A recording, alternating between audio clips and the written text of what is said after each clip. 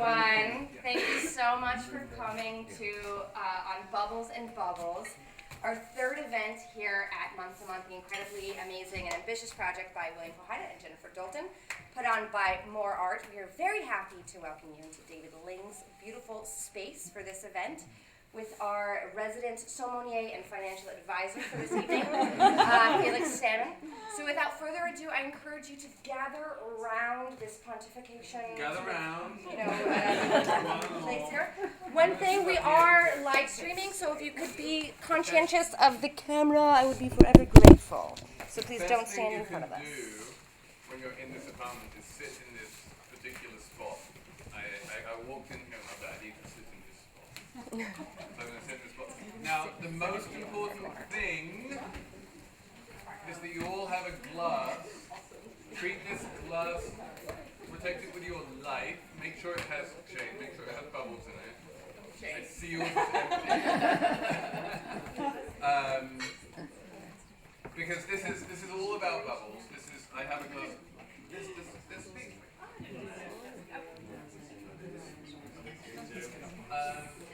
This is going to be like an interactive discussion about bubbles.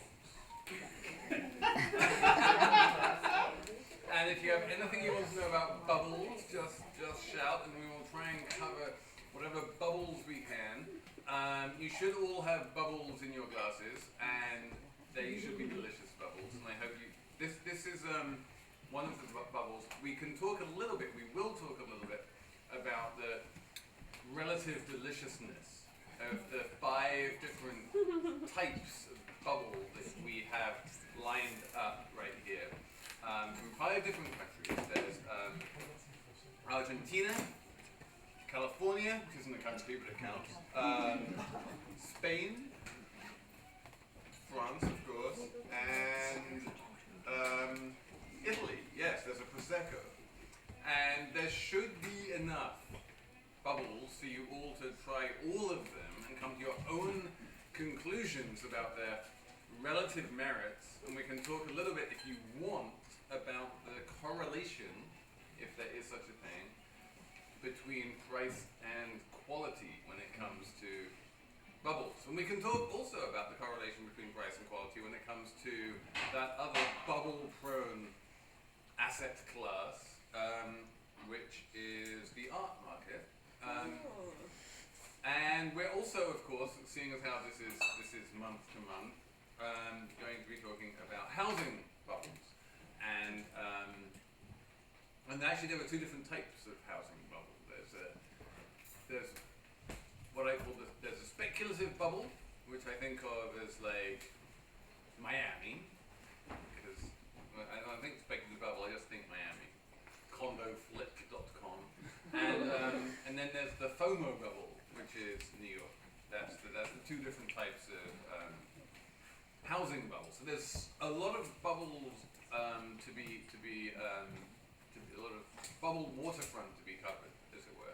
And we all know waterfront property is the most delicious. But let's start with what should we start? We should start with the bubbles, right? Yeah.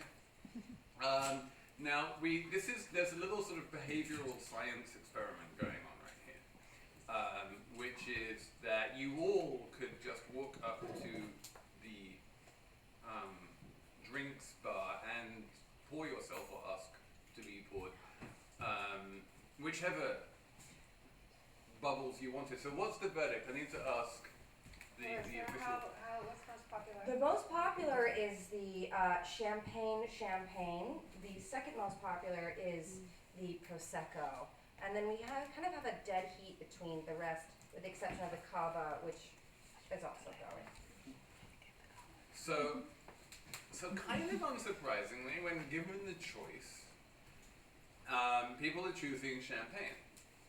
There are 2 possible reasons why people are choosing champagne. Well, actually, it's interesting. Number 2 is Cava. So number 2 is Prosecco. And so the main and obvious reason why people choose champagne is because that's the brand, right? So even if you're drinking your Cava or your Method Champenoise, Californian, whatever it is, your shorthand for it is champagne. Champagne is the brand name, and if you get champagne from Champagne, that's the real thing. It's probably going to be more expensive. I would not be in the slightest bit surprised to hear that it's significantly more expensive than the other bubbles that you have arrayed before you, and it's worth asking why it's more expensive. Is it more expensive because it is better? Is it more expensive because it is champagne and it has those centuries of branding, and you get to charge more for champagne from Champagne than you can for champagne from Spain? Number two, the second most popular of the bubbles, and I really would urge you to drink them all, is the Prosecco. And the Prosecco is the one which stands out. If you drink all 5 of them, I don't know, has anyone here drunk all 5? Yes? I know it's Prosecco now. Takes up to 4, like, good for you, because we want this to get messy, and we do want interaction. So the more you drink, the lower your inhibitions will become, and the more we can turn this into a discussion rather than a monologue. So the Prosecco, would you agree, Shane, stands out from the other 4 in terms of it's basically sweeter. Yes. It's a more summery drink. It was a lovely day outside, and I feel like there's a certain amount of people who are like, summer has finally started showing its face. We saw some sunshine today for the first time in weeks. We're feeling great and happy, and Prosecco is the classic kind of Euro trash. Sit on the veranda, get a view of something or other, drink your Prosecco, toss back a strawberry or 2. The chocolate, by the way, is fantastic. You need some of that. And there's just this kind of feeling of, I'm at Harry's bar in Venice, drinking a Bellini kind of thing to it. So there's a romance.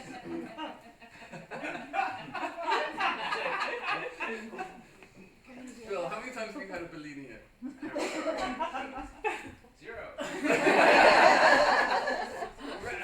Show of hands, number of people who've had a Bellini at Harry's bar in Venice. The Italians. 5.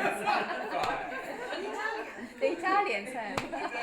It's a thing to do. They're not cheap, but it's an experience, and you should have experiences in this way. A Bellini, of course, is the classic summer cocktail. It's Prosecco and a little bit of peach juice, and it's delicious, and you can't go wrong. And this is the other thing you will learn, by the way, as you drink all 5 of these things, is that for all that there's no end of champagne stores, and if you walk into a wine merchant and you ask them for a bottle of champagne, and they'll say, well, what kind of champagne do you like? And then they'll talk about acidity, and they'll talk about dryness, and they'll talk about the size of the bubbles, and they'll talk about how much, like whether it's apples versus apricots and all of this kind of stuff, which you can basically ignore all of that because it's all mumbo jumbo. Drink what you like, it's awesome. But more than any other wine, really, much more than sort of, or anything, more than whiskey, more than beer, more than red wine or white wine, maybe a little bit similar to rosé, is that champagnes are all basically the same. And the trick is to just sit back and enjoy them. You don't want to get too connoisseur-y about champagne, really. Oh my god.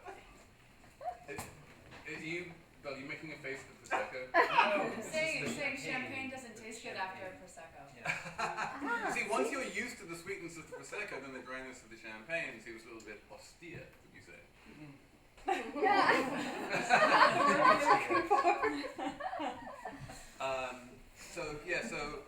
I mean, it's interesting, and then the other thing you can tell is toastiness. That's always a good thing which the wine snobs love to talk about when they drink champagne. It's toastiness, and the expensive French champagnes are lovely and toasty. Although the really expensive French champagnes, if you start drinking the Cristal and whatnot, they kind of lose all taste, and they're just sheer sort of, what's the word, sort of fluffy sensation.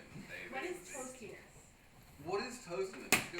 It's a really good question, and if anyone can anyone answer that, because I'm buggered if I can.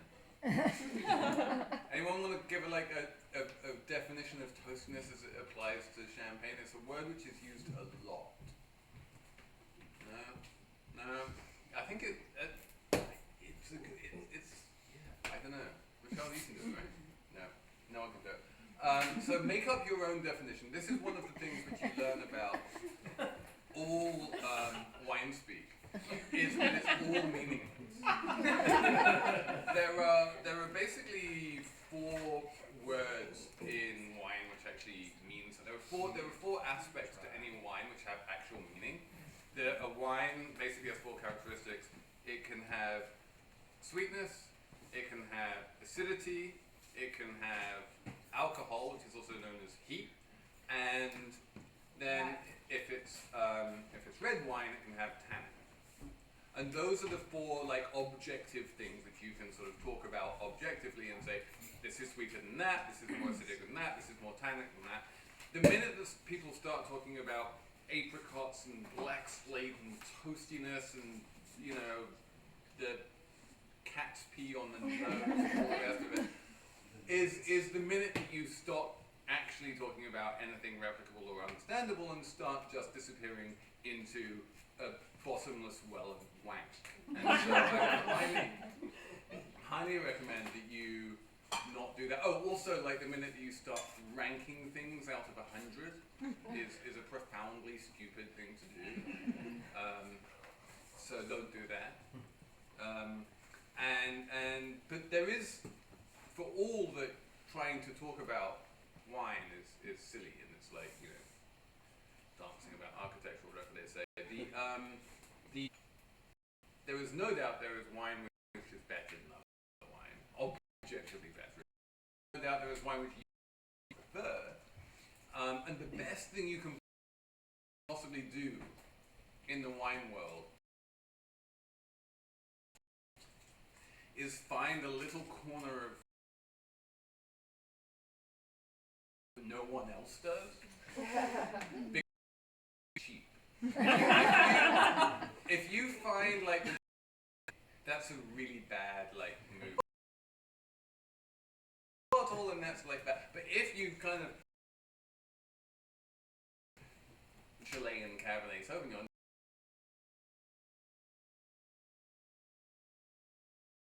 much attention to what the snobs say, because the snobs, there's a very strong correlation price and wine snobbishness.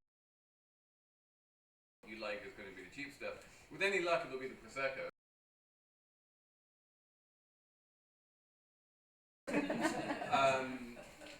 This is your prime example.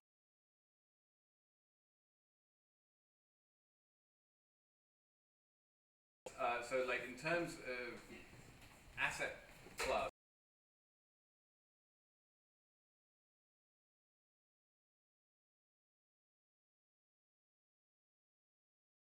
when I was growing up in Europe, we had this thing called the wine lake. The European Union would spend of French francs every year buying up excess wine from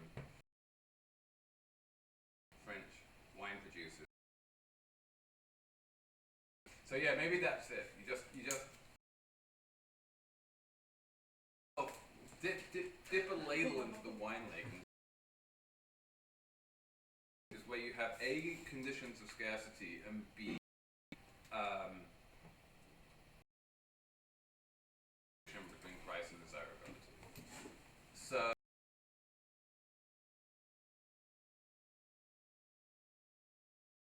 There's plenty of art out there. that's such an incredibly good question. I was just at a conference last week. There was this panel of people talking about how the smart money is all moving and old masters and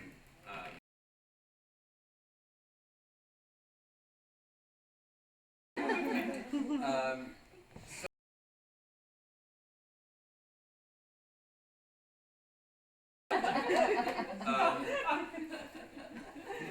so yeah, but islands of artificial scarcity, even within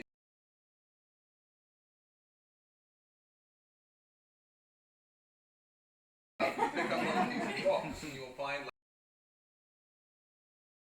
an artist living underneath it. And so it's not like you can like there's real scarcity, but there is artificial. They will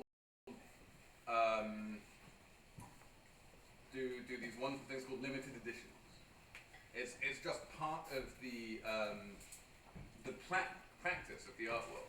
Is you'll say I've done this multiple of whatever it is, and I'm just arbitrarily capping it at 3 or 5 or 20 or 100 or whatever the edition size is. And there's no particularly good reason. It's not like you have, I mean, it's very rare these days that you have some kind of a, copper plate which is going to wear out after a certain number of impressions, and so you cap the edition size because then the image quality starts to degrade. This is not the reason why people are doing these editions anymore. The reason people are doing these editions is to create, or potential buyers basically think, ooh, number one, I better buy things now because if I don't, then they might run out. And number two, because there's only a finite number of things, if more people want one, then there are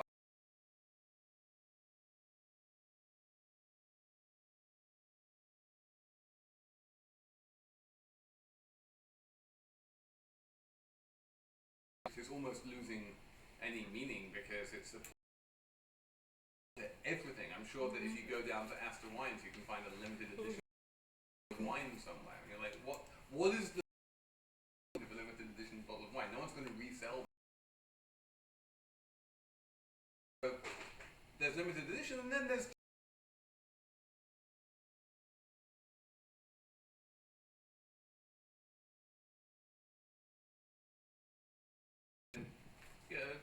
I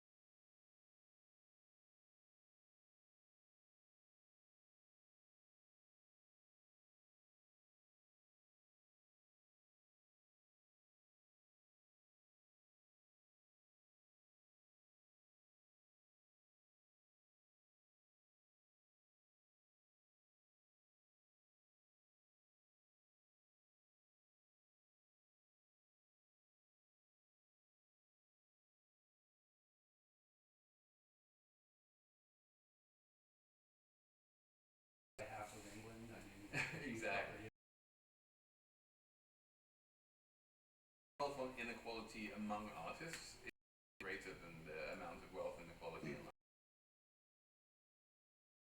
any other segment of the population, and it's kind of scary.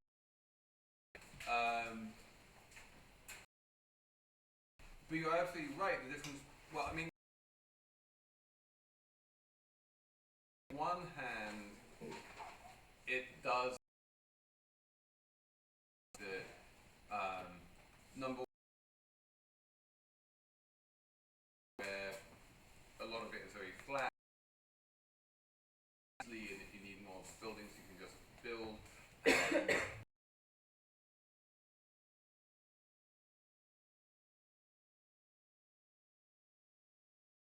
Example, you're like, there's no reason for there to be a housing bubble here because you can all because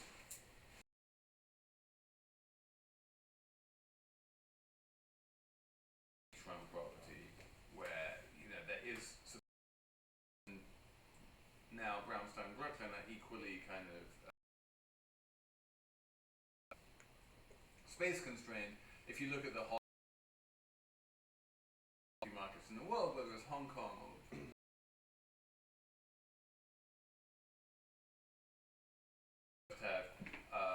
so long as more going into a market and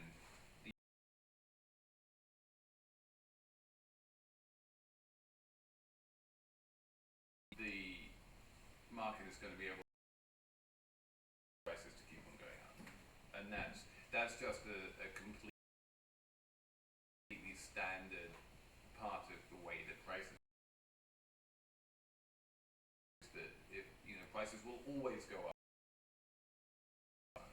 So more demand than supply.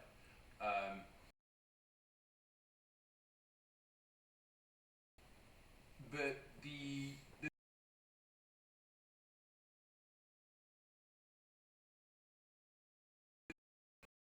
I mean, you're talking about how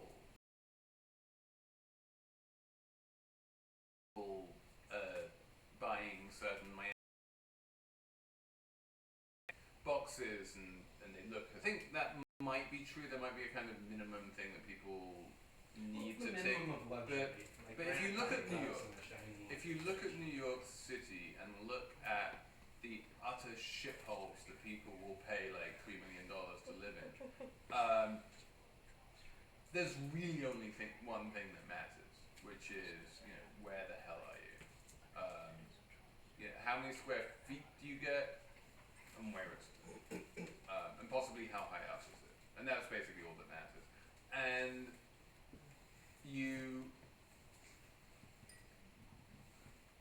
and the reason there's a kind of Miami vernacular which everyone does because it's the safe choice, but people aren't buying Miami condos because they think, oh, this condo is really beautiful compared to that condo. There really is this mercenary, speculative aspect to the Miami property market, which is everyone's highly aware of not only how much any given apartment is worth, but also how much money it was worth in the past and where they think that's going to go in the future, and you can buy it with X%, and then you can flip it and you can make money. I mean, it seems like there's so much of the new construction in Williamsburg. Williamsburg waterfront is investment properties for people. There's like a kind of high vacancy rate. They're not actually there for people who want to live in them. And I think there's a lot of people in New York who love their shitholes, and they're there because their family's there or it's the neighborhood they certainly want to be in. And I guess what we see is sort of new housing going up looks a certain way. It's not like we're seeing lots of beautiful brutalist architecture or some kind of like new housing projects. We just see shiny kind of new condos going up. And that seems to speak to kind of maybe class aspirations or a certain segment of the market. Yeah, you're absolutely right that there is a kind of vernacular of the easily buyable, easily sellable condo. The main thing that they have going for them, these things in Williamsburg and most of the new developments in Manhattan for that matter, all new developments in Manhattan, is that they're condos, which is rare historically. Like, you know, it's hard to find, you know, pre-war condos. And the point about condo is to make them flippable. Like, if co-ops are much less flippable than condos are. And so you're encouraging that kind of speculative aspect. You're making it easy to sell to anyone who wants it. No one can stop you selling it to anyone who wants it. No one can force you to live in it for a certain number of weeks a year. You can sublet it as much as you like or not. It's up to you. You have much more freedom. And so it becomes much more sort of nakedly and purely capitalistic. But the New York property market as a whole is not really, is absolutely not a condo flip market. And for all that there's a couple of hedge funders who are buying $100 million apartments in the hope of selling them for $200 million, the overwhelming majority of activity in the New York property market is people who are desperately just trying to cover their natural housing short. We are all born with a short position in housing. Right? We are all born without a house, you know, and we need to either buy or rent some kind of roof over our heads, and that is the constant, permanent demand for housing, which exists in every single city in the world. And what happens is that people who have been renting in New York for a while, they realize very quickly that rent's only ever going one direction, and they feel like they're spending all of this money on rent, and it's doing them no good, and then worse off each year than they were the previous year. And so what they say to themselves is, well, what I should do is buy somewhere. Because if I buy somewhere, then at least I own it, and I can live there in perpetuity, and it might even go up in value because God knows that's all that property seems to be doing. And so what they do is they search around for something they can afford to buy, and they don't see very much, and often they can't buy anything at all. But when they can, if there's something just on the margin of what they can afford, they do this thing, you know, the classic piece of financial advice is, you know, buy the most house you can afford, which was exactly the advice which got everyone into so much trouble during the financial crisis.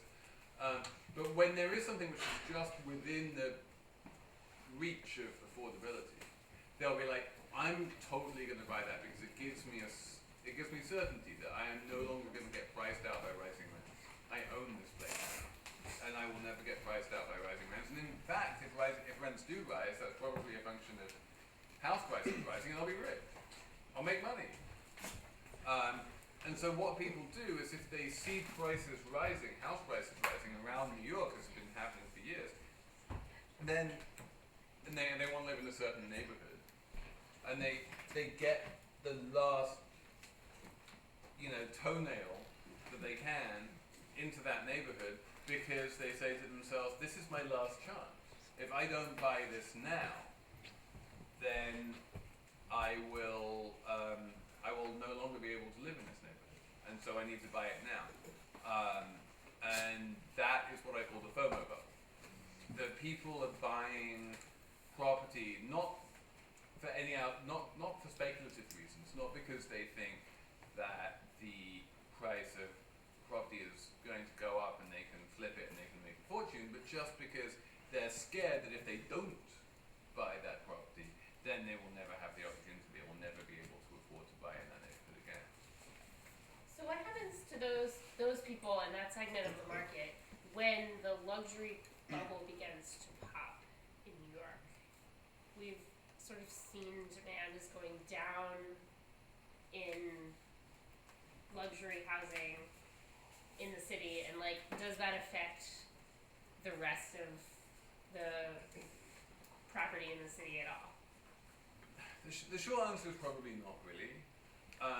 If property prices in general have been sort of doing this in New York, then luxury property, you know, the 70th floor of 157 or whatever, Right. you know, those prices have been doing this.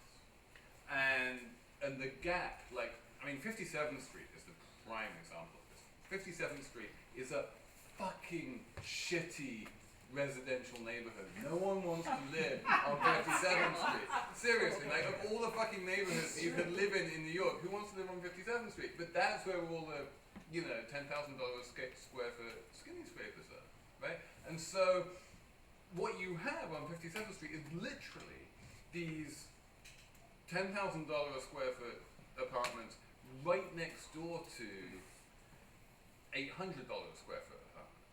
You know, one's in a shiny new condo and the other one's a crappy old co-op, but that disparity is insane. And so when the luxury bubble bursts, what happens is the $10,000 square foot apartment just plunges in value, but that doesn't mean that the $800 square foot apartment's going to plunge in value. Those ones are still going to be on their steady whatever it is that they're doing, and the frothy luxury condo international billionaire market can appear and disappear according to the whims of the Chinese government, and you're like, great, so 5 years ago lots of Chinese people could buy condos in New York and now they can't, so 5 years ago there was lots of demand and now there's less demand, and so then prices were going up and now they're going down. And if you're not interested in that particular incredibly weirdly idiosyncratic top 0.1% of the market, then what you don't see is trickle down from that to everything else. What you don't see is people saying, well, what used to be $5,000 a square foot is now $10,000 a square foot, therefore what used to be 500 is now 1,000. It doesn't work like that. So can you say the same thing about the art market? Can you say about the same thing about all the luxury pricing of a certain 1% tier of the art market and then the rest of the art market? There's definitely a certain type of art which is manufactured to appeal to the class of global billionaires. And we all know who those artists are, and to the extent that the global billionaires continue to chase after those artists and that art, the value of those artists and that art will continue to remain very high, and if and when the global billionaire class tires of that asset class, there will be a big shakeout. And if those paintings plunge in value, does that mean that Bill's work is going to plunge in value? No, because it's a completely separate market. Well, I think something that's interesting, like Jen and I got this question, thinking about whether housing is a right, a human right that everyone should have access to, and what kind of housing is different, but, or is housing become real privilege, associated with privilege, with aspiration and how it looks and who gets to live where. But at the same time, I'd like to think as an artist, art's a right, and expression is an absolute right. When we talk about art in terms of its price and ownership, it starts to smack of just being a luxury and a privilege for ownership, and that most of us won't own art in a lot of ways. And weird parallel. Right, what do you mean by that? I can't afford my own art, for example. If I were to try to buy it, I really couldn't afford to buy it on the commercial market. And, buy it back or? Buy it back, or buy it. I just want to go buy my own art for the gallery for some strange reason. But you don't have to sell it. No, but in terms of housing, Jen and I, find ourselves in this weird position where I'm donating my apartment for this project because it seems to maybe qualify as an affordable apartment. I mean, the rent is $17.50 a month, and it's gone up from $14.50 in the last 6 years, and that's not that much for the neighborhood. It's way below market. But Jen's an owner and was able to buy way back when maybe it seemed like I have to do it now, and her mortgage is much lower, than my rent, and she can stay in that neighborhood. The ownership there really affords her stability. That mortgage is going to stay the same. The property taxes might go up, but our rent is, it's not stabilized, and it will just continue to rise, relative to the market. And right now we're probably 1,000 below what our landlord could ask, in addition to what we were paying. I'm just going to interject really quickly. I feel like if you could respond to Bill's point, and then I'd love to take a 5-minute break because I see so many empty glasses here. Yeah. That's a shame. Empty glasses are unforgivable. This is a bubbles event. So, no, I'm not even going to respond to Bill's point because he made it very well himself. Go there and drink bubbles. We'll reconvene in 5 Give me a minutes. new shift. This one. Or another. This one. Yeah. Yes. Like, I don't know. Yes. What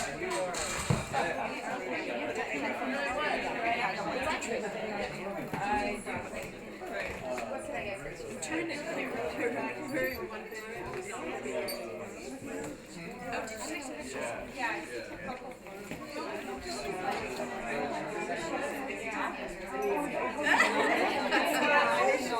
It's usually nice.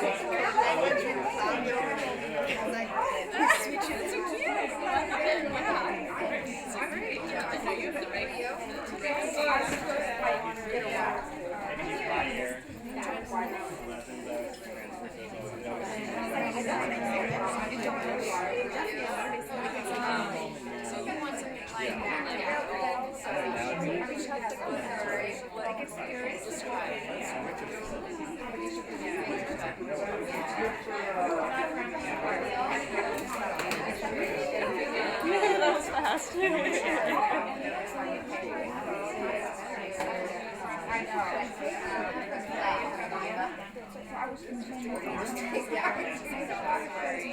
What was it, the fun event?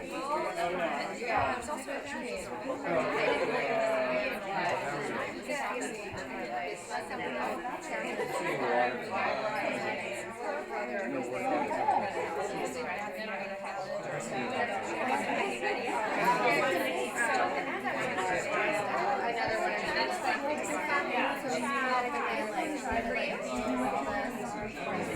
I think I did well. I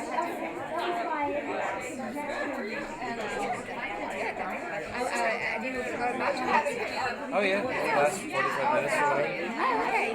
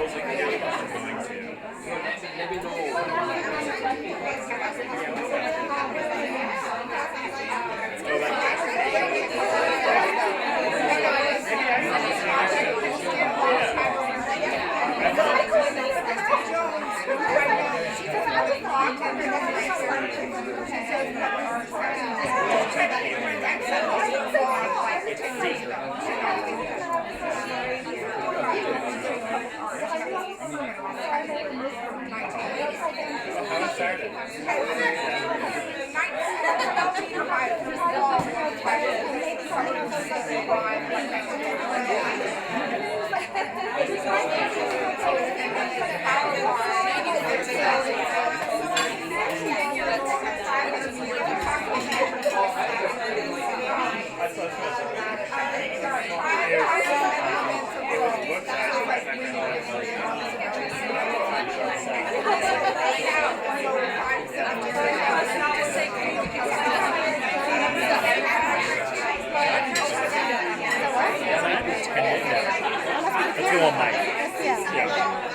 That's cool.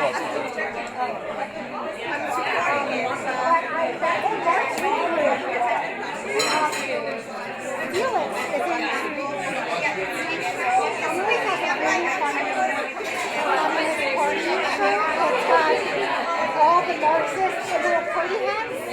Ask Communist Party. Online. I got it for him. I don't know. I got all these artists lost their careers. Communist Party T-shirt. And that has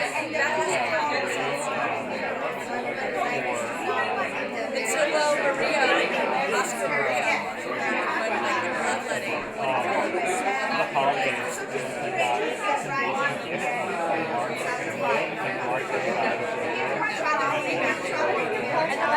That's an icon, female icon. So I can tell you, I was like, but that's all. And so I was always so I was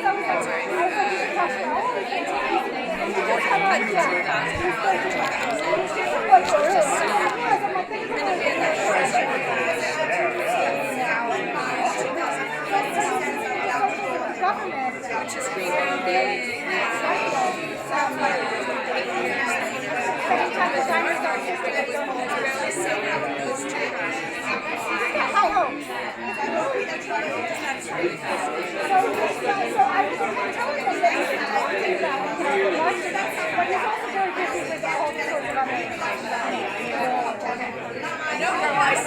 I saw those prices around. That's cheap. That's cheap.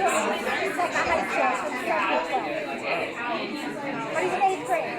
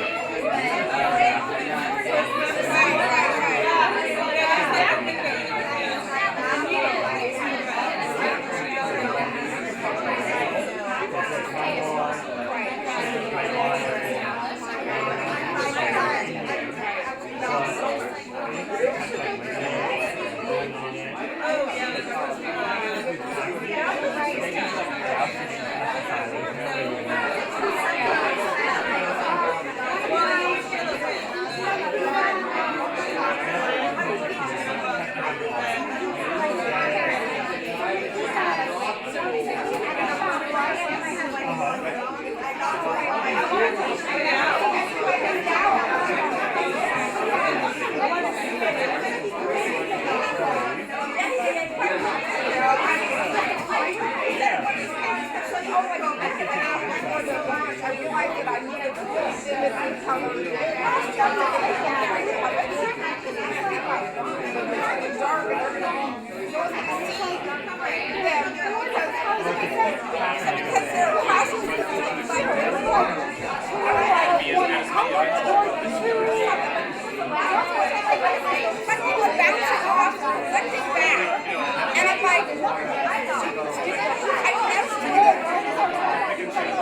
like that's why I like art so much. It's like my brain just doesn't even work. It's what it is. And I'm sure my brain works the way it is, but still, it's just like.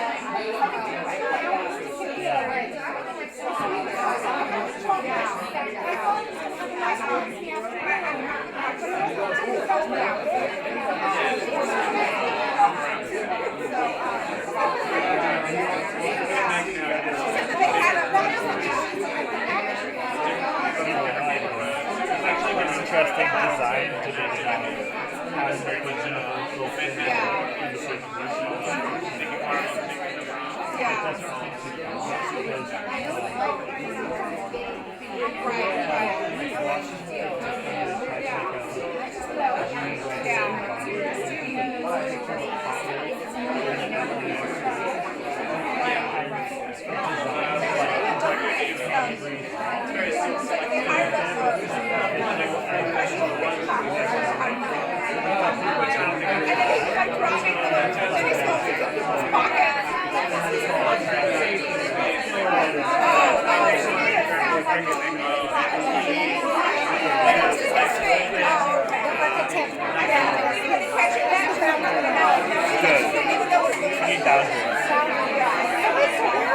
What are you doing?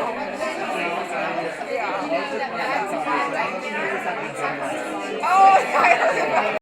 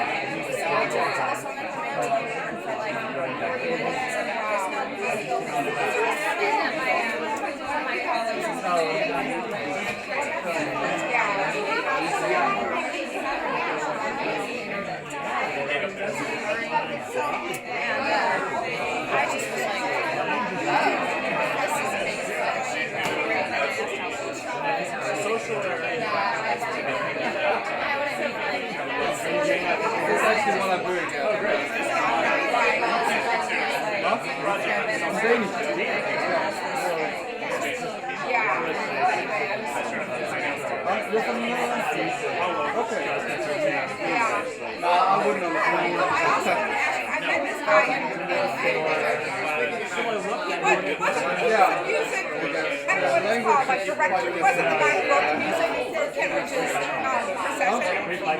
Yeah. She's over there, and he also goes down to the rainforest in South America. Records the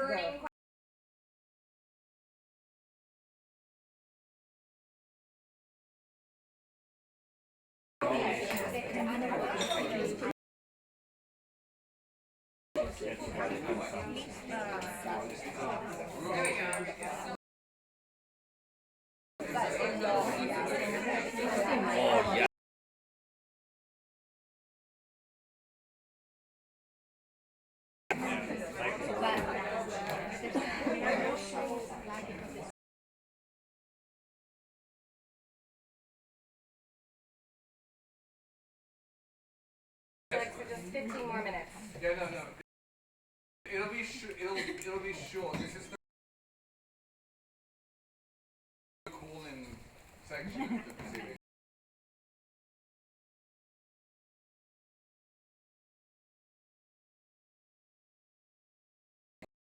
So now there are one or two questions people have. So we're just going to answer whatever questions people have to get it. One slide will be outside the camera. So we need to get it. There we go. Okay, Miriam Basilio, you get to ask the first question. So, okay, so there was the market, the art market crash in '89, and then in New York there was a severe drop in prices in 1991. Yep. And then after 9/11 there was a little bit of like a dip, but not that much. Yep. So I guess my question is like, what happened in? Oh, and then there was the art market dip in 2008 or crash. So what's the difference? Like, would something like 91 happen again? It just seems to me like there isn't a total correlation between the art market There bubble is- No, you burst missed the and 2008 property market crash. right, the property market. Sorry, Yeah. I'm like But that was there was- Galleries, yeah, there was an art crash. There was an art then, crash too. as well. Personally, there was one. Speaking for myself, sorry. Thank you, Michelle. That's what I meant. So the art market and the property market are imperfectly correlated, you would say. They're not negatively correlated. They do generally move in the same direction, especially at the high end when, Bill's talking about, 435 Park Avenue and those kind of things. There's a pretty strong correlation. There's this very famous thing which Tobias Mayer said, which I think has actually held up. You know how everyone says that the price of a slice of pizza in New York is always the same as the price of a subway ride?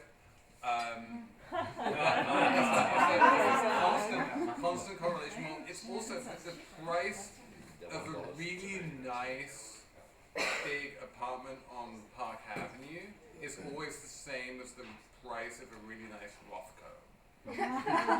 those two are more or less keep track with each other as well. So there is a correlation there, but it's not a perfect correlation. And certainly individual sub-asset classes, you might say.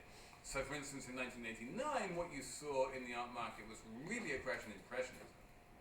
And the contemporary art market was affected, but not nearly as much. And you could keep on buying contemporary art, and it didn't come down. There wasn't like a whole bunch of bargain hunting for Robert Longos or whatever. There was there was a big crash in Van Gogh and never really recovered actually for like over a decade.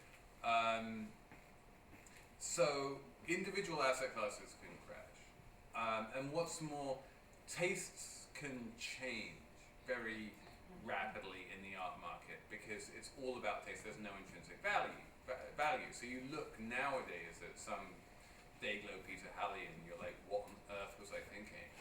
And it's kind of hard to really see how that thing is ever going to recover the status that it had back in 1986.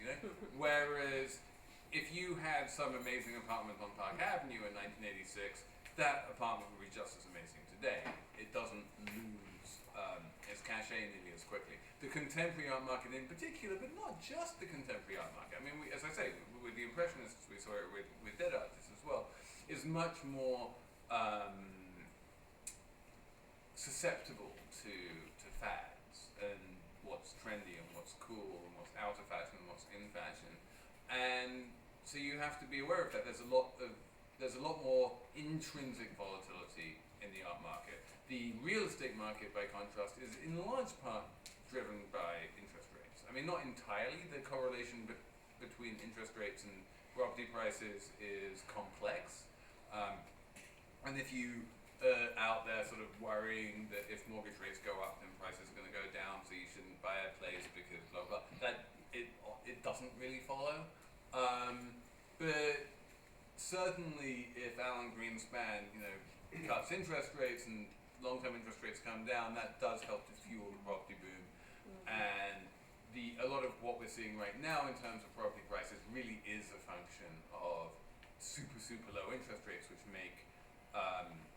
make buying places incredibly cheap. So if you do the rent versus buy calculation these days, you can buy like $1 million apartment for less than it costs to rent something really fucking shitty because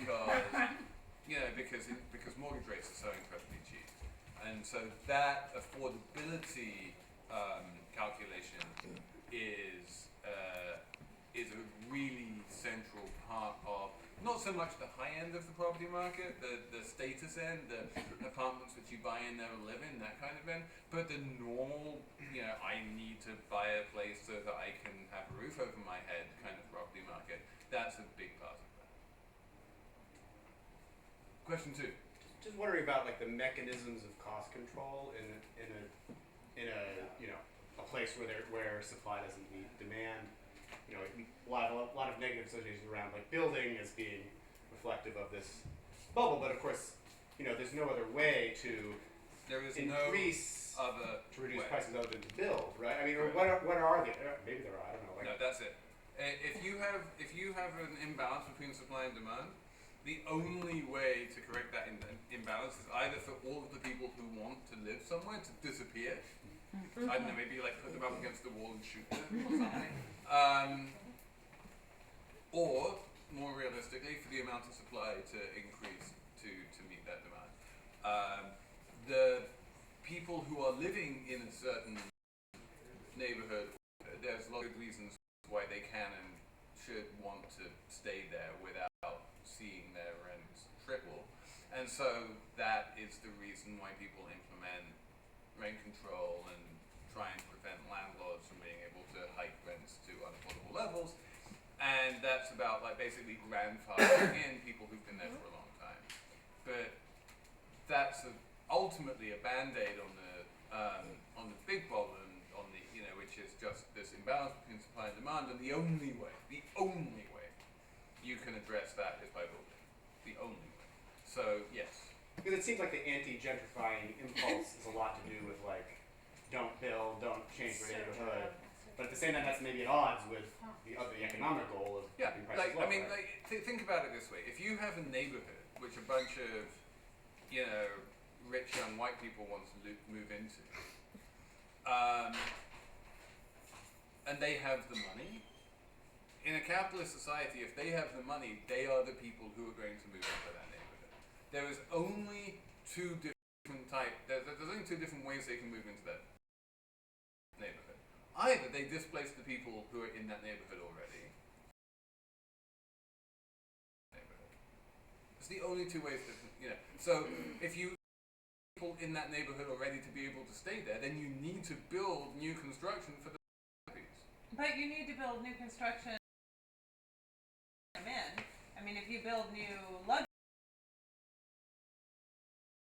that are in that neighborhood, like then the businesses that cater to the luxury people, and then the rent in the surrounding area, the surrounding apartments, the regular apartments goes up. It's not just building. It's not just apartments. It's not just numbers. It's like you have to. And that's what's super hard is you have to get old things that regular afford, not just building more units. It is an increasing supply. It does increase supply, and it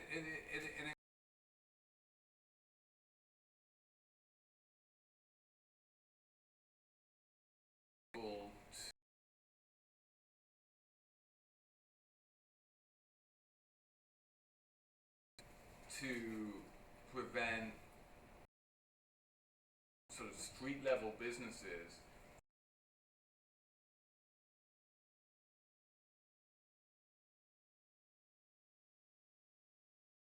if you're Well, that's not where the intervention should happen.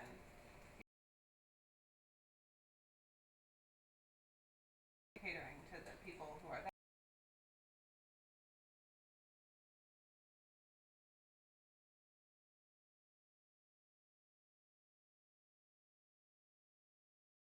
supply and demand thing, yes.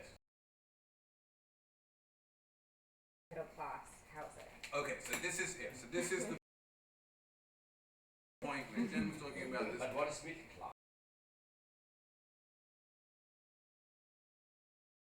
So this Well, is, where do they and define it? I mean, and there's the idea that there is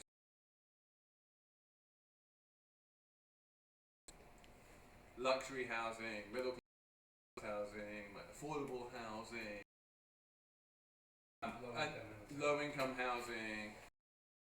That Quality. these quality different types of housing, and that develop choices to type of housing, and that for financial reasons they generally build the luxury housing because that's the most profitable type of housing for them to build.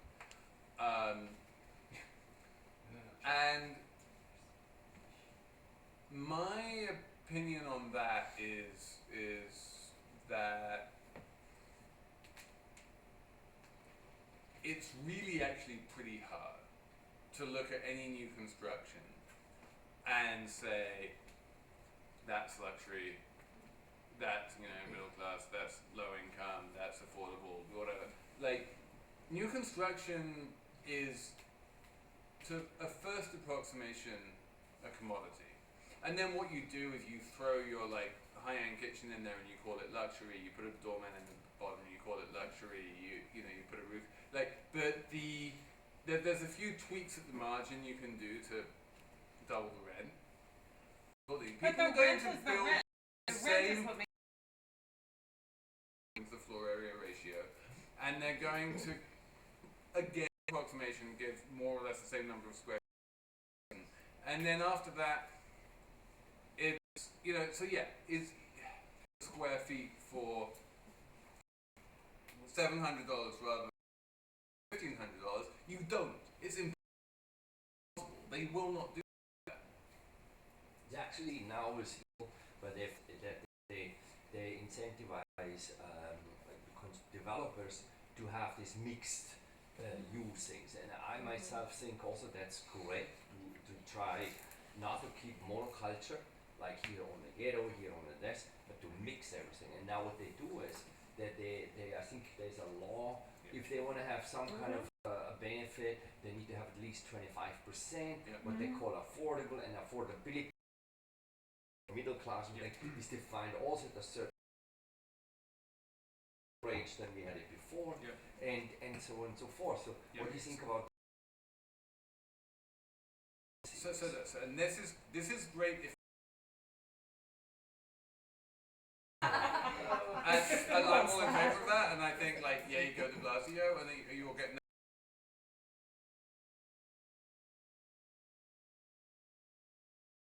building to building.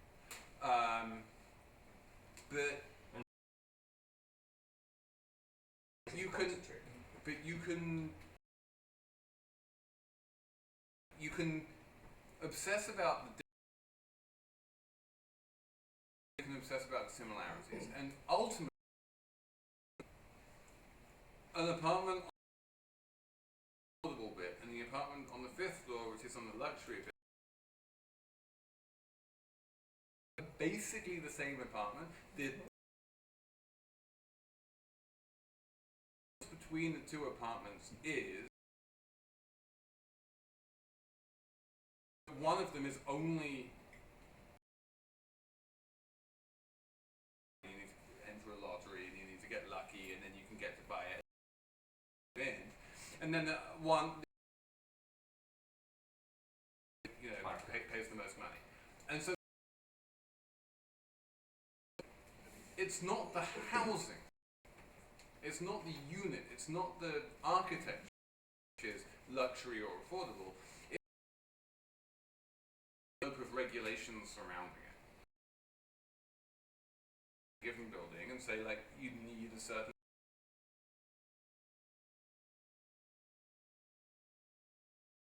I'm in favor of that, but that doesn't change the supply and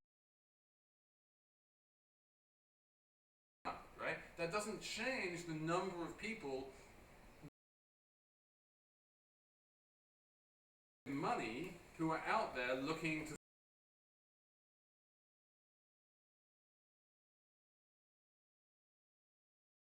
next door for $7,000, and then the person next door in the brownstone gets to. So the big picture, it doesn't. Honda back here, and then we're gonna have some more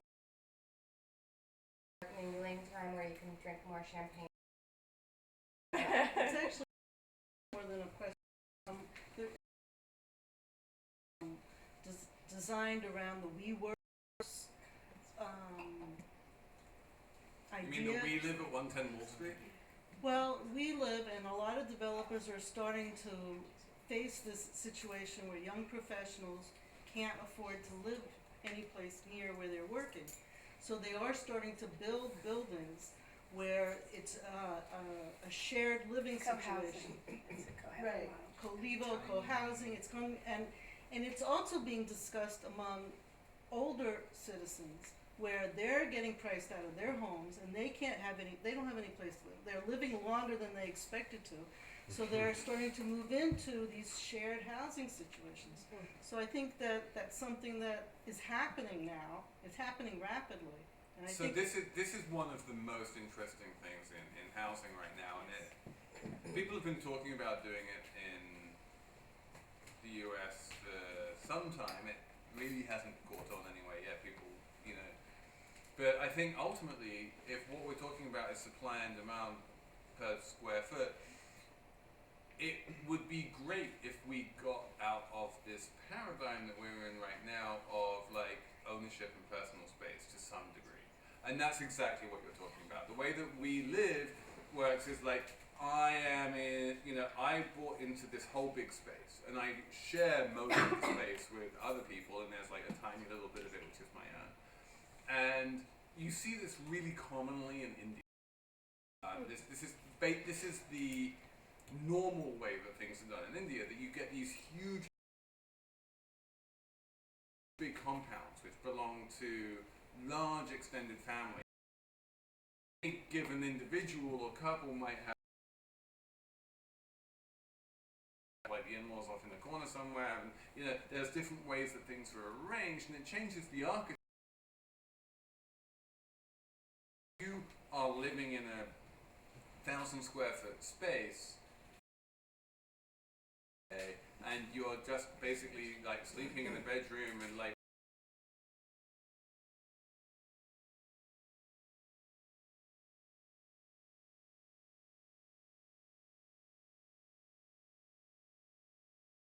most of that space is wasted all the time, and some of that space is wasted. Just like cars. And you just like us. Yeah, And sick so car. yeah. And so if we change the way that we live, shared sort of common spaces, shared kitchens, shared laundries, that kind of thing. It's great at getting more people into any artwork. We don't have a lot of shared artworks until they enter the museum, and that kind of ownership.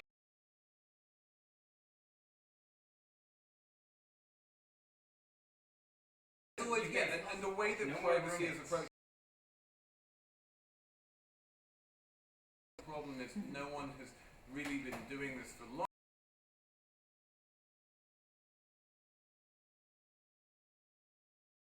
Lines are drawn and how to draw them. Associated with adulthood in this country. If you can afford to live without roommates, right, for yourself and your family, you've made it out of the. And actually, I mean, in a weird way, this whole thing that we're seeing of kids moving back in with their parents after graduating, or after losing their jobs or whatever, is the American economy has failed the young generation, or you can see it as a space maximizer. Well,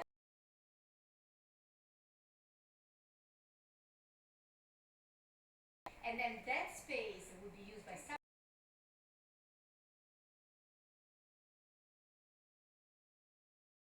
Say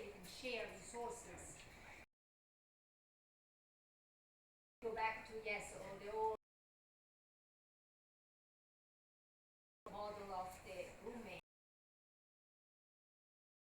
Group house and like, well, yeah, and also either cohabits with their partner or has roommates as their own place. And I those places and the rents are. I mean, it's sort of like you pay $2,000 Yeah, I mean, a month.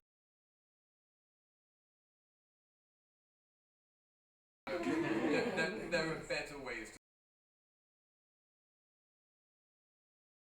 this problem than to try and get Silicon Valley to solve it, because the way Silicon tech grows without kids. Yeah. You don't have to look for a place. Early industrial time, when people three shifts, that's that's interesting. But you also have actually comes really close to that model. Time share, that's very close. And then I wanted to add not space that you have in this relationship, because you have Tinder, so you share partners.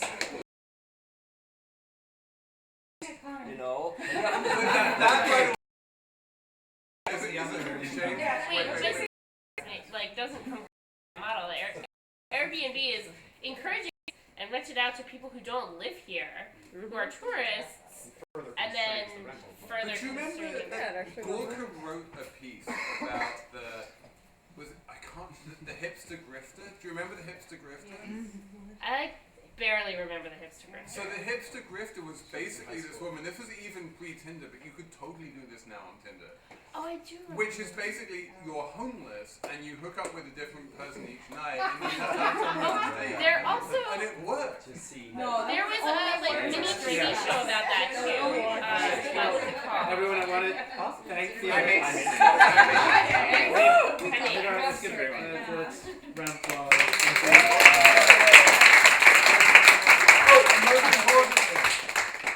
Number one most important thing, we have to finish the booze. Give it a good go. You don't have to get out right now, but we do have to